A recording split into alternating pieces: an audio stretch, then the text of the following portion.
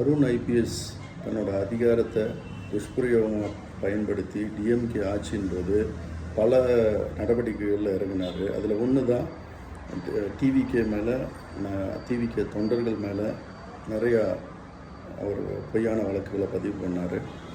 இது குறித்து நான் ஏற்கனவே பதிவு போட்டிருந்தேன். இது என்னுடைய பதிவு வந்து உயர்நீதிமன்றத்தில் அவர் மேலே வந்து ஒரு ஹெபஸ் காப்பஸ் பெட்டிஷனில் அவரை வந்து கோர்ட்டு கண்டித்தது, அவர் அதிகாரத்தை துஷ்பிரயோகமாக பயன்படுத்தியிருக்காருங்கிறது கண்டித்தது அப்படிங்கிறத போஸ்ட் பண்ணி தமிழக அரசை அவர் அப்பாயின்மெண்ட் பண்ணது, அதுவும் வந்து ஊழல் தடுப்பு பிரிவுக்கு வந்து டைரக்டர் அப்பாயின்ட் பண்ணது தவறுன்னு நான் பதிவு போட்டிருந்தேன். ஆனால் இந்த நிலையில் அவர் வந்து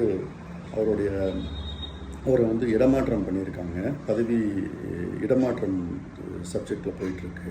இப்படி இருக்கும்போது சவுக்கு சங்கர் வந்து ஐஸ்கிரீம் வாங்கி ஐஸ்கிரீம் கொடுத்து கொண்டாடுறாரு, பயங்கர டான்ஸ் எல்லாம் ஆடுறாரு. இதெல்லாம் ஒரு உலகவியலாளர் பண்ணுற விஷயமா அப்படிங்கிறது எனக்கு ரொம்ப புரியலை. பிகாஸ் என்னென்னா, மக்களுக்கு சார்ந்து வேலை செய்கிறவங்க தனக்குன்னு ஒரு வன்மம் வச்சுக்கக்கூடாது. இந்த அதிகாரி தவறு பண்ணியிருக்காரு, அந்த தவறை சுட்டி காட்டுறோம், அந்த சுட்டி காட்டுப்பட்ட நிலைமையில் அவர் டிரான்ஸ்ஃபர் பண்ணுறாரு. இது அரசு எடுத்த நடவடிக்கையா? அப்படி தான் நம்ம பார்க்கணுமா இல்லையோ?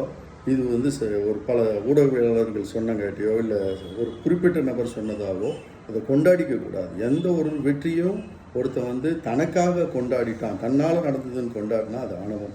அதை தொடர்ச்சியாக அவர் வந்து பண்ணிகிட்ருக்காரு. ஆணவம் அளிக்கப்பட வேண்டிய ஒன்று. ஊடகவியலாளர் நண்பர்கள் நீங்கள் எல்லாருமே அதை பார்த்துட்ருப்பீங்கன்னு நான் நினைக்கிறேன். எல்லாத்துடைய பங்கும் இதில் இருக்குது அப்படிங்கிறது தான் பார்க்குறேன். அதுவும் மாதிரி அருண் ஐபிஎஸ் மேலே எங்களுக்கு எந்த வன்மமும் கிடையாது. அவருடைய அதிகாரத்தை துஷ்பிரயோகமாக எதனால் பயன்படுத்தினாருங்கிறது அது உங்களோட பார்வையிலேயே விட்டுறேன். மக்கள் குரலுக்காக ரவிக்குமார்.